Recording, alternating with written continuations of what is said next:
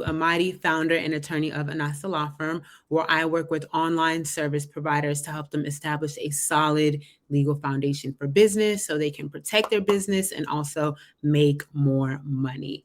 I am a licensed attorney. Anything in this live is not considered legal advice. It is legal information for educational purposes only. If you need legal advice, you need to go ahead and engage with an attorney. So, today, we are talking again about our legal business foundation as it pertains to trademarks. Not everything has to be trademarked.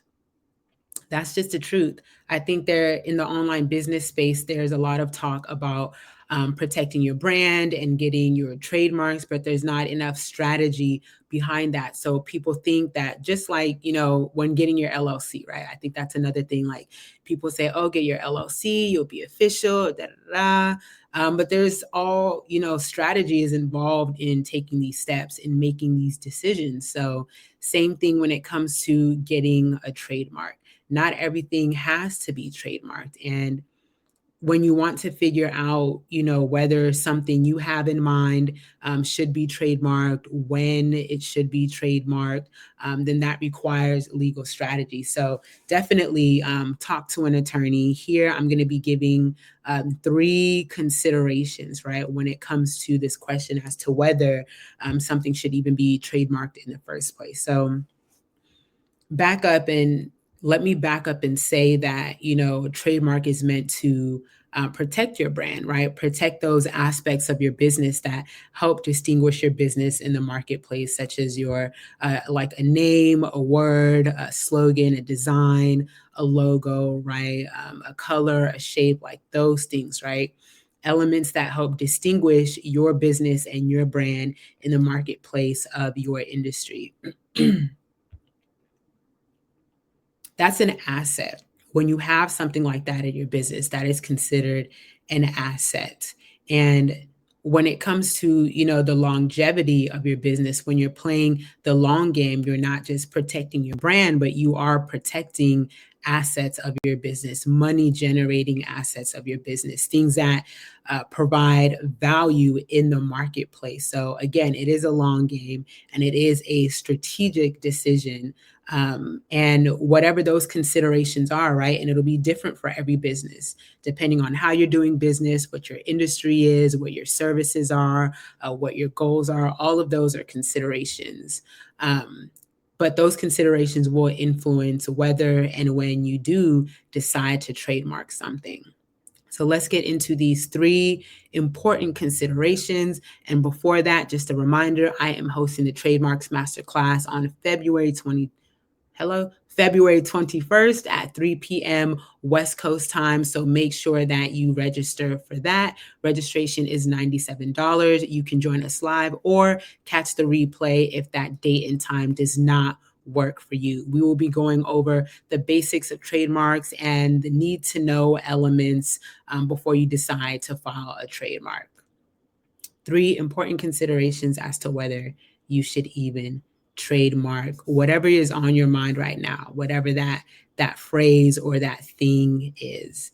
Consideration number 1 is, will it help distinguish you in the marketplace, in your industry, right? That's the purpose of getting a trademark, is so you can be that only one that's recognized for that thing you do or that thing that you provide. So for example, I get a lot of people who ask me about trademarking like their legal business name, right?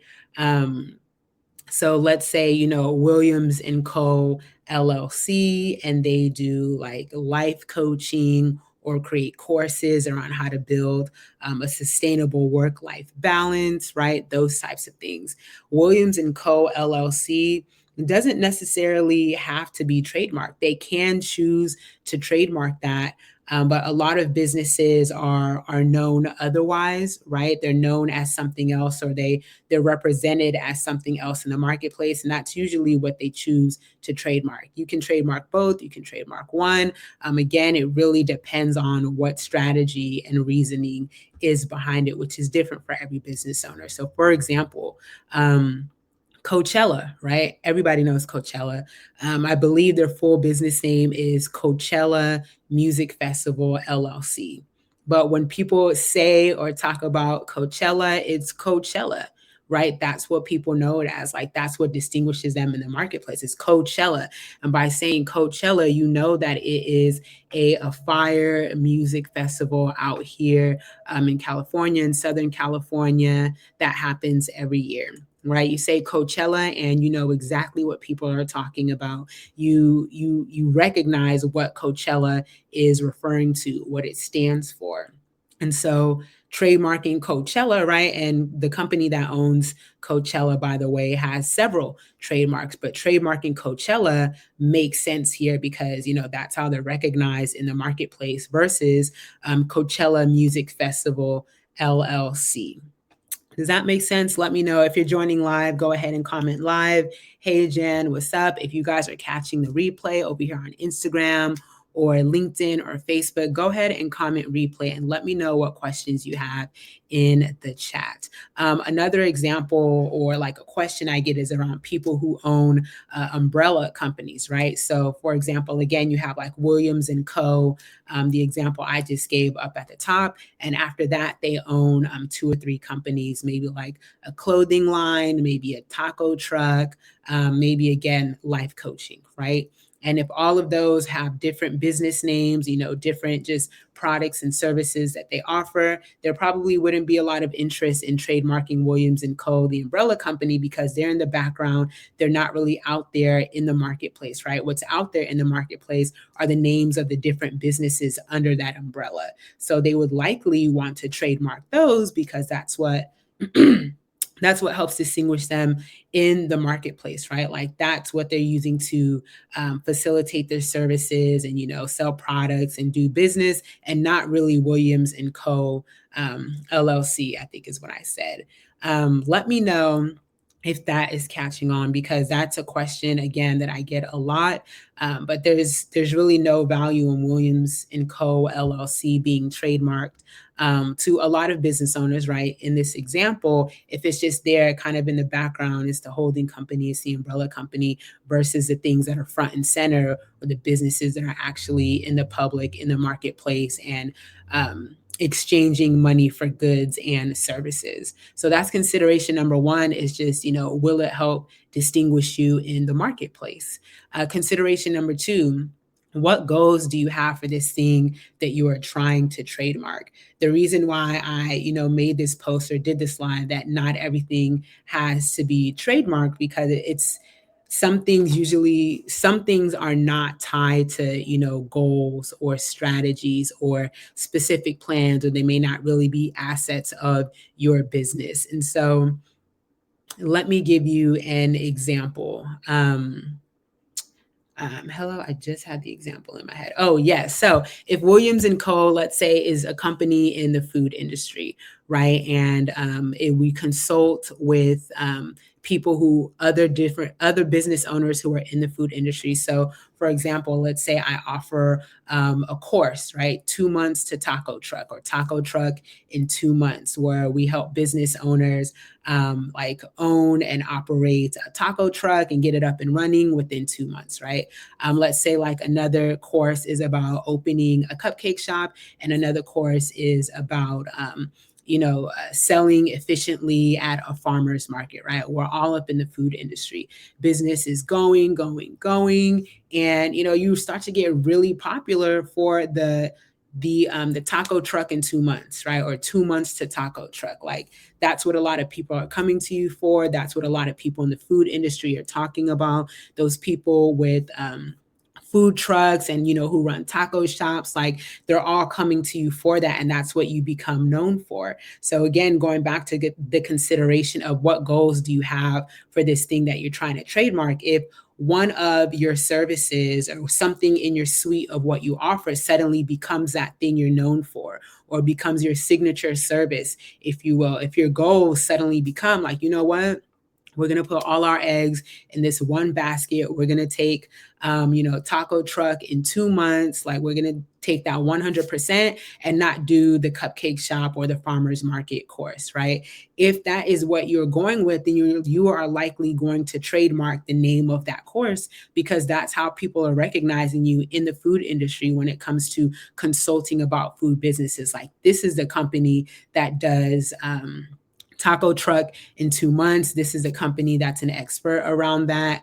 This is a company, that knows what they're doing. They get people the bomb results. And this is, who everybody goes to. And the protection around that becomes so strong that, if someone else tries to, do 2 months to ice cream truck, or 2 months to taco shop, or 3 months to taco shop, like those variations, that that's something that your brand protection, those variations that try to dilute your brand or mimic your brand or try to associate themselves with the success that you're having with that 2 months to taco truck, like those, you can protect yourself against those things, because you want to be known, and you have made yourself known in the marketplace as a person who does the 2 months to taco truck, right? So again, what are the goals? And these things change over time as well. They change with regard to like how much time you've been spending on things.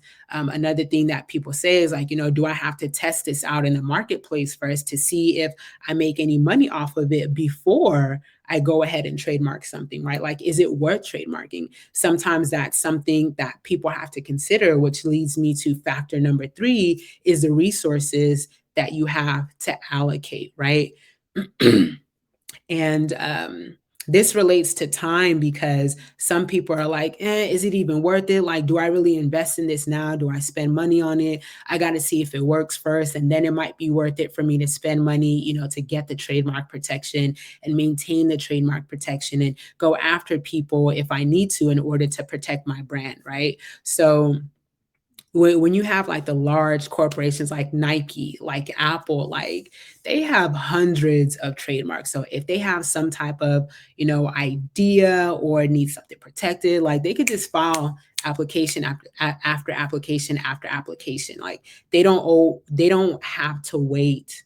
They have the luxury of not having to wait and see if something works, because they have the budget, they have the funds to allocate and just say, you know what, I think we might put this in the marketplace. Like, let's go ahead and trademark it and protect it. And then 2 months later, they can be like, nah, we're not going to go with that. Or, maybe we're going to switch it up to something else. And that's really no loss to them, versus a lot of online business owners who don't have that budget or don't always have those resources where they can, take that luxury L, as is what I call it, right? They can't afford to, invest in something and it not work. So that's a super important consideration for, like if you do want to trademark something, like, I really don't want to invest thousands of dollars in this right now. Let me wait and see if this is something worth trademarking, if it's something worth protecting. Let me see how it plays out in the marketplace. Let me see what it does for my business, right? And then you probably make the decision to trademark. So those are just 3 quick considerations. Again, when you're thinking about like, should I even trademark this, right? Is number 1, like, will it help distinguish you in the marketplace, and how? Number 2 is, what goals do you have for whatever it is that you are trying to trademark? And how do those goals play into the long game, the strategy of your business overall? And then number 3, what just resources do you have to allocate for trademark protection? And that pertains to both time and money, and investment required for you to do that. If you are thinking about getting a trademark and you need more information on the trademark process, again, register for the Trademarks Masterclass February 21st at 3 p.m. live or cast a recording. Link in the comments and in my bio for registration. If I'm doing this right, I think there are some questions. Oh, here we go. Hey, Monica, thank you for tapping in on LinkedIn. When trademarking, is it correct to assume that an attorney checks the name regardless of the state the business is created in? I'm not exactly sure what this question is asking, Monica. Send me a DM to clarify, or if you're still here, feel free to drop a comment. But I will say that most attorneys, as part of their trademark services, do conduct a pretty comprehensive search of what it is that you're trying to trademark, whether that be your business name or something else, to see what's already out there in the marketplace. And help you weigh the options as to whether you should trademark something. So I hope that answers your question, but if not, send me a DM to clarify. What's up, y'all, over here on Instagram? Thank you for tapping in. Thank you for joining. If you have questions about trademarks, go ahead and drop them again in the comments or send me a DM. And in the meantime, register for the Trademarks Masterclass to protect your brand and to secure the bag. With that being said, I'm going to leave y'all. Thank you. That answers my question. Great, Monica. I hope I see you in the Trademarks Masterclass. And y'all have a happy Friday. Bye-bye.